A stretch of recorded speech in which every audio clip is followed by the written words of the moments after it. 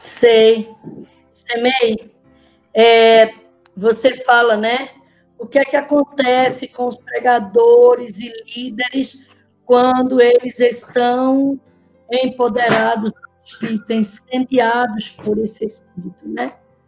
E, na realidade, quando a gente pensa sobre isso, eu não consigo sair daquela coisa que me marcou na leitura do livro O Poder do Espírito Santo. Eu sempre falo sobre isso, porque lá no livro O Poder do Espírito Santo, o autor ele diz que nós, né, que somos virgens prudentes, pelo menos eu creio. Eu quero ser virgem prudente e eu quero ver a minha igreja como virgens prudentes. Mas, sabendo que existem as loucas, eu imagino tudo que foi descrito aqui no livro, né, em Chamas para Deus, nesse capítulo, nesse contexto que você colocou agora, e como os líderes eles estarão, quando incendiados pelo Espírito, eles estarão como as virgens prudentes, né? Porque elas estão brilhando, elas estão lutando, elas estão pregando, elas estão vivenciando o Evangelho na sua essência, guardando azeite nas suas lamparinas e reservando para o momento que irão precisar. Mas, enquanto isso, as loucas estarão achando que as prudentes estão loucas. Porque o que vai acontecer com elas é o que vai acontecer com essa liderança empoderada pelo Espírito, né? Mas isso não vai ser reconhecido pelas pessoas como sendo coisa boa. Aqueles que não entendem, que não estudaram, que não aceitaram, estudaram e rejeitaram, não vão entender esse poder do Espírito Santo que será derramado. Porque, dentro do contexto do que lemos, eles não serão apáticos. A apatia não será característica dessa liderança. Eles serão ativos, eles serão vibrantes, eles serão acalorados, eles terão o poder na sua face, na sua fala, na sua expressão. Eles serão vibrantes. Esse poder também nos diz, dentro do contexto ali, que eles serão envolvidos. Eu achei isso lindo demais. Tu sabe como eu sou mole para me emocionar, né? E isso encheu meu coração. Porque eles estarão envolvidos em glória. Que coisa mais linda é essa, Semei? E aí, Mago? Lito, que coisa mais linda é essa, gente? Nossa, mãe, envolvido em glória. É lindo demais isso. Já pensou o estado de Moisés ali? Cheio, cheio, cheio do Espírito. E nós estaremos envolvidos em glória. As pessoas verão a glória de Deus em nós. Eita, coisa mais linda. Os líderes da igreja.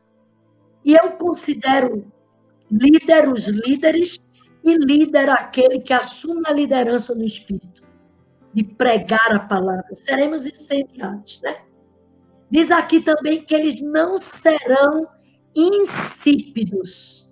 A palavra de Deus fala, né, que nós somos o sal da terra. Então, se somos o sal, logicamente que quando estivermos incendiados pelo Espírito, seremos insossos, insípidos. Mas a nossa palavra será temperada na medida certa com sal. Nem insosso, nem salgado. A palavra vem deliciosa para todas as mentes que irão degustar essa palavra e irão recebê-la com poder para aceitar, porque em nós estará falando o Espírito e não nós mesmos. Diz aqui também que nada de Deus para esse líder será monótono. Nada. Ô, Verinha. Oi. Eu queria chamar a atenção também, porque, de acordo com o que você está falando aí, pesa sobre a liderança a responsabilidade de ser cheio do Espírito. Isso. É como se fosse um imperativo de Deus. Quando diz assim, enchei-vos do Espírito, é um imperativo. Eu achei assim, muito importante uma frase que tem aí, que talvez até você vá falar sobre ela, que diz assim, o líder cristão insípido e pouco inspirador está pecando. Olha como é grave isso. A responsabilidade de sermos cheios, né? Isso. Quando a gente fala desse ser insosso para um líder, como é que um líder insípido pode levar os seus liderados à ação? Não pode. E é por isso que ele peca, porque ele está falando daquilo que ele não sente, daquilo que ele não vive, daquilo que está faltando nele, e ele quer que os outros tenham. Como? Impossível. Um líder, para ser sal, ser luz, ser carta, ser tudo isso que o líder deve ser, ele precisa estar empoderado do Espírito. Se ele não tem o fogo do Espírito, ele realmente está pecando. E ele não será esse insípido que fala e da sua boca não sai nada, porque nós somos nada. E o que dizemos é nada, a não ser que estejamos empoderados pelo Espírito. Esse meio. É como se, quando a gente está empoderado do Espírito, a gente fala pouquíssima coisa e pode incendiar um auditório inteiro. E sem o Espírito, a gente fala muito, muito, muito e não acontece nada, né? Isso. Então, no contexto também diz que para esse líder nada de Deus é monótono. Porque eu acredito que vocês que estão aqui nos assistindo agora, participando desse culto de adoração, ouvindo o que estamos falando, já devem ter passado por um momento que estava assistindo uma pregação, ouvindo um louvor, ouvindo uma oração e achando super sem graça. Monotonia. O líder, o verdadeiro líder, ele não vê a igreja, a prática na monotonia, e ele também não é monótono. E se for, também peca. Porque em Cristo, como o texto vai dizer mais na frente, há dinamismo, no Espírito Santo há dinamismo, né? Há entusiasmo, há a alegria da pregação, a certeza de que o que está falando é verdadeiro, é real e vai chegar aos corações, porque essa fala não é nossa, é do Espírito. Diz também que aquele que é líder, ele é vigilante. Ele tem que ser vigilante. Ele tem que estar a par de todas as coisas que estão acontecendo no mundo e na sua própria vida. É muito fácil, não é, Lito? A gente ser vigilante com as coisas dos outros, com os sinais da vinda de Jesus. Mas e aí, Semei? Ser vigilante com relação a nós mesmos. É o maior desafio, né?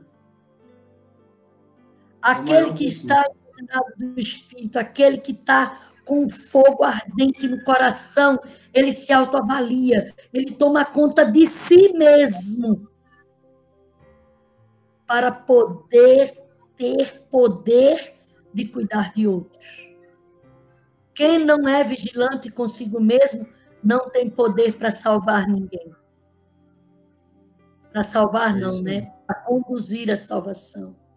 Então, além disso, também tem uma palavra que eu li ali, que eu achei extraordinária também, que é o cuidado, né, para que não morramos, e com essa, para que morramos, e com essa morte espiritual, a gente não morra a morte eterna e a gente também saiba conduzir outros para não morrerem a morte eterna.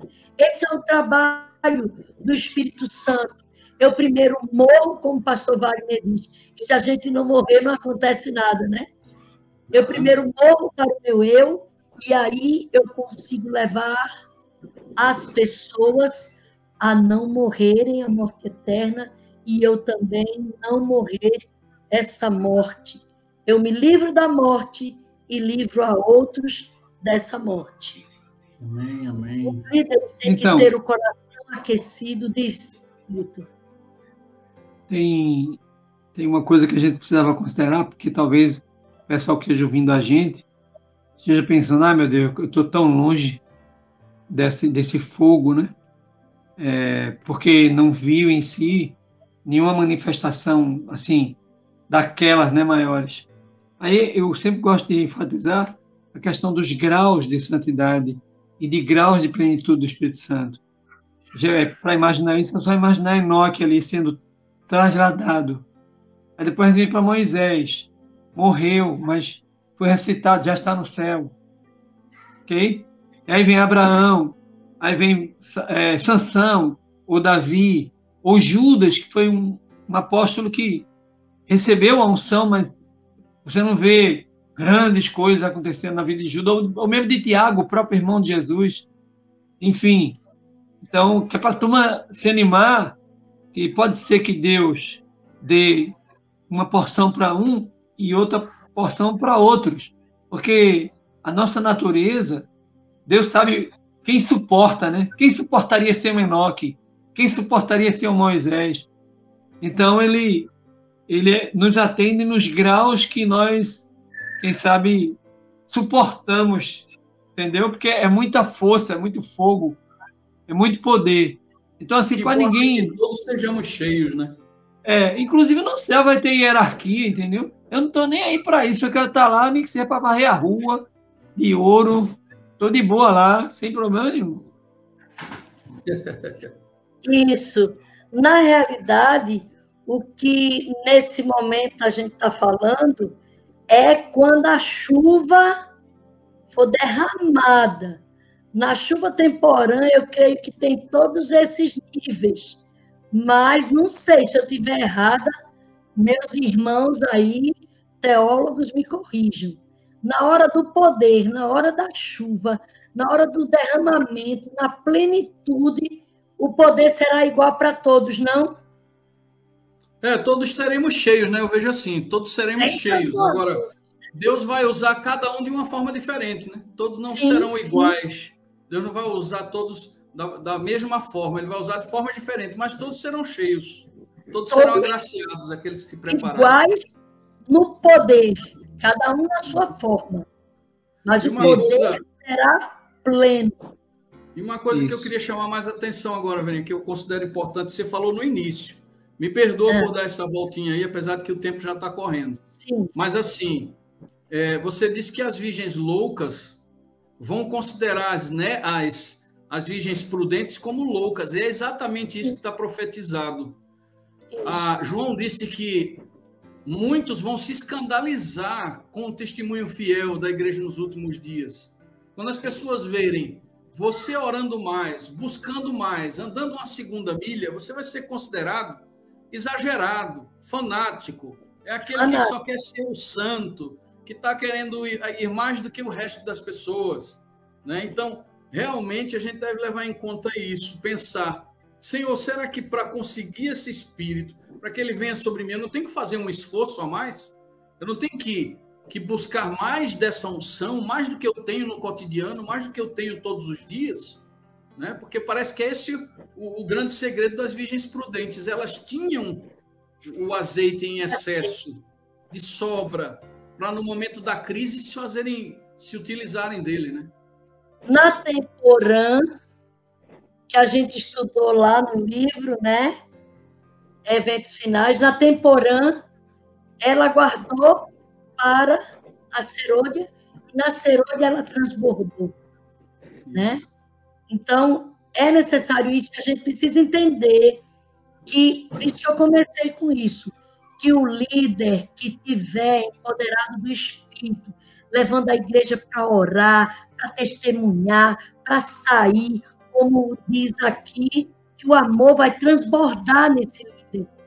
Ele quer realizar ações de amor, ele quer cuidar do vizinho, ele quer cuidar do flagelado, ele quer cuidar do doente, ele convoca a igreja, ele motiva, ele está cheio de amor transbordante. Amém, amém. Né? Diz aqui a coisa mais linda que eu li nesse texto. E Cristo o aplaude. Espera aí. Como é que eu posso ser aplaudida por Cristo? Né? Como é que nós podemos ser aplaudidos por Cristo? E diz aí que o Espírito Santo virá para nos tornar verdadeiros embaixadores de Deus. E o nosso pensamento é preenchido de amor. Inclusive, Benjamin Franklin, ele diz que, ao ouvir George Whitefield, ele diz que a vida, né, daquele homem era extraordinária, mas ele, quando ia ouvir Whitefield, ele dizia que via diante dos seus olhos ele arder em chamas. Ele via o pregador, né, o Whitefield, ardendo em chamas. Ele via. Como é que é isso, Semei? Eu estou pregando, eu estou ardendo. E quem me vê ardendo. Isso é extraordinário, né? E aí ele diz que aquele entusiasmo que ele via, que era como arder, não era entusiasmo, era a presença de Deus. E eu termino dizendo o seguinte, que nós precisamos sentir o arder do coração, precisamos clamar por isso, pelo fogo de Deus ardendo em nós, e também precisamos estar em chamas para incendiar a outros. Amém. Eu não acredito no que eu prego, ninguém acreditará. Eu tenho que arder, eu tenho que queimar para que outros sejam incendiados através do amor, do testemunho e da pregação da palavra. Amém. Glória a Deus. Eu vi uma vez uma frase, eu não lembro mais de quem foi, Lito. Eu queria passar agora a bola para você. Eu não lembro de quem foi essa frase, que dizia assim: Senhor, quando eu pregar, faça da minha boca labaredas de fogo e do coração da igreja palha seca. Aí você imagina isso, né? A gente vai falar muito dessa figura do fogo, porque a gente está estudando o livro Em Chamas para Deus. Aí eu queria, Lito, que você comentasse para a gente aí a respeito do que Deus disse para Jeremias. Deus disse para Jeremias assim: eu vou converter em fogo as suas palavras. O que é que a gente pode esperar dessa promessa feita a Jeremias no nosso caso, Lito? Como é que Deus vai agir com a gente, se ele agir assim com Jeremias? Essa expressão que você usou aí é a cara de Spurgeon, né? Parece muito com as expressões de Spurgeon. Tomara que tenha sido dele mesmo. Bom, o que é que nós podemos esperar a partir da promessa de Deus de converter em fogo as suas palavras na boca de Jeremias? Eu vou preferir pensar na nossa boca, né? Porque a gente está aqui para vivenciar isso.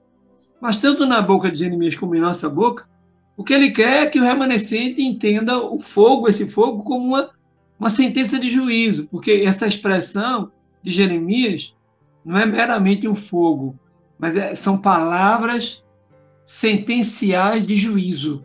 E, assim, o remanescente de Deus, ele é chamado a assumir, né? Está lá, as 3 mensagens angélicas, que somos nós que vamos dar.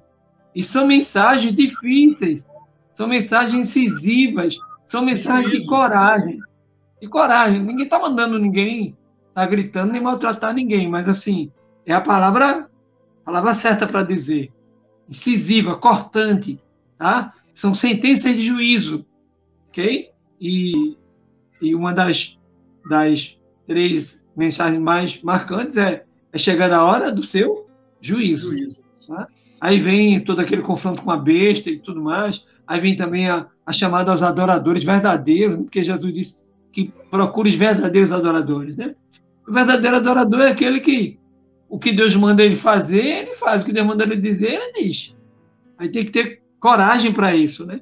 Então nós precisamos do empoderamento do Espírito, colocando esse fogo em nossos lábios, para que nós tenhamos a coragem de dar o tom certo e colocando as palavras bíblicas como verdadeira sentença de juízo. A outra razão é que nossas palavras elas sejam ardentes, vibrantes e cheias de poder. Ardentes pelo fogo, vibrantes pelo calor, né? E cheias de poder. Porque a presença de Cristo é fogo. Quem não nascer da água e do fogo não entra e nem vê o reino dos céus. Então, essa pessoa aqui é aquela pessoa que lembra Jesus conversando. Eu lembrei agora da minha mãe, né? Minha mãe, sempre que contava isso, me tocava, né? Aquele papo de Jesus com os discípulos de Emaús. Era lindo aquele final, quando eles não se tocam de quem estava falando, mas depois que percebem o jeito de Jesus partir o pão e tudo mais, aí eles se ligam e dizem que, poxa, mas nosso coração não ardia mesmo quando ele estava dizendo aquelas palavras? Então, assim, o remanescente de Deus precisa ser...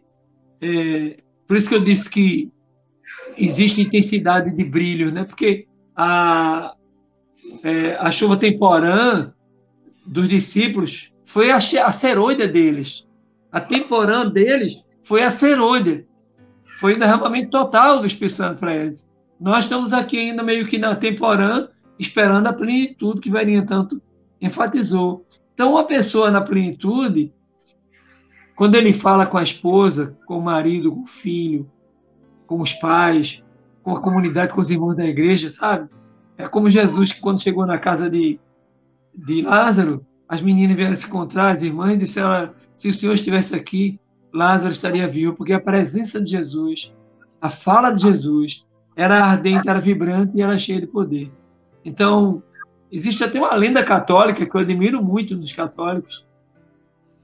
Não é uma lenda, é uma tradição católica que explica o fato deles usarem lírios na época da Páscoa.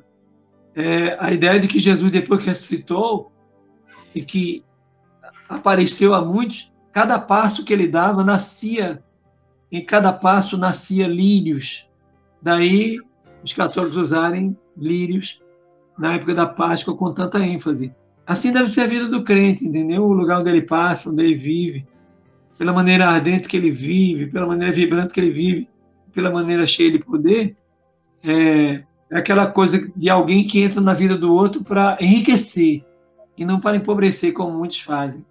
Então, esse é o dado a segunda razão, né, do fogo nos lábios de Jeremias e no nosso. A terceira é que o remanescente mantém a consagração do mesmo modo como os sacerdotes mantinham o fogo no altar do templo. Aquele fogo não podia se apagar, mas ele podia desvanecer, ele podia diminuir.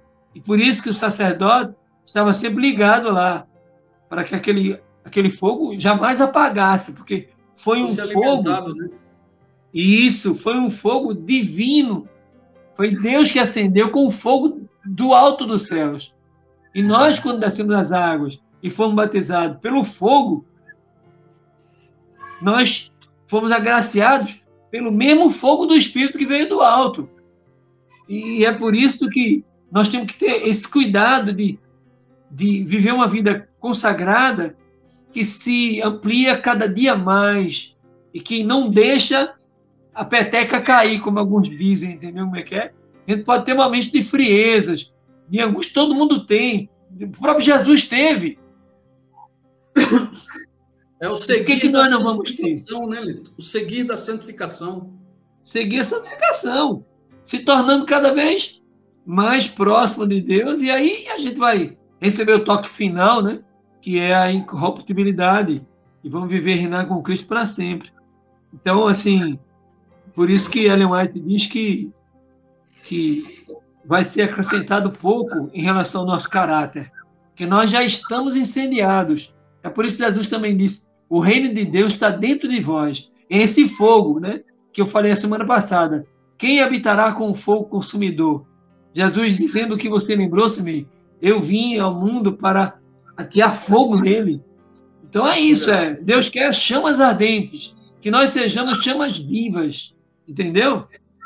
E Sim. aí, sem deixar jamais o fogo apagar. Pode vir tristezas, pode vir decepções, mas o fogo não pode jamais ser apagado. E a quarta razão é que os seus seguidores, mesmo diante de perseguições, não deixam o fogo apagar. Que uma coisa é você estar bem, outra coisa é quando vem a perseguição, a dureza, o sofrimento, a dor. Mas, pelo contrário, que nessa perseguição as nossas chamas sejam ainda mais inflamadas, que é o que aconteceu quando Jesus deixou esse mundo, né? Ali no século 100 em diante, ali o povo foi tremendamente perseguido, jogado naquele estádio, né? Para que os leões devorassem, né? Ninguém conseguia permanecer vivo, era terrível a perseguição. Mas foi nesse tempo que o sangue dos mártires serviu de semente do evangelho. Então, assim, nós estamos vivendo hoje num tempo assim. A Verinha já sofreu perseguição. Você também já sofreu, eu também já sofri. E nessa sala é provável que muitos tenham tido algum tipo de perseguição, né? De angústia e de dor, por alguma dor provocada por outro, né? E às vezes pelo próprio Deus, que ele disse, eu vou provar você como ouro provado no fogo. Porque o sofrimento é para preparar a gente para o céu, é para preparar a gente para ajudar os outros, é para nos colocar mais próximos de Deus, e é também para nos santificar. Então, às vezes, o próprio Deus provê essa dor, porque ele diz, eu vou provar você como ouro provado no fogo. Então, nem esses toques de Deus, nem o toque do maligno ou de qualquer outro homem, deve servir para nós não desanimarmos. Eu sei que eu estou falando uma coisa muito dura, porque eu não estou com esse momento agora, né? Porque quem está com esse momento sabe o que eu já passei, sei o que é isso, e todos nós aqui, de alguma maneira, já passamos por isso. Então, quem está passando é que é difícil, né? Hoje mesmo o pastor contando lá da morte da esposa, na sala 57, foi uma loucura aquilo ali, entendeu? O homem, de repente, está no quarto, na sala com a esposa, e quando volta, a mulher sumiu. E, de repente, a filha percebe que a sandália estava na sala, ela subiu na cadeira e se jogou num clímax de depressão. Verinha manja muito bem disso aí, sabe o que isso significa. E como foi a dor daquele homem. Imagina ele passar por essa dor e não deixar que o fogo se apague, como parece que aconteceu com ele, né?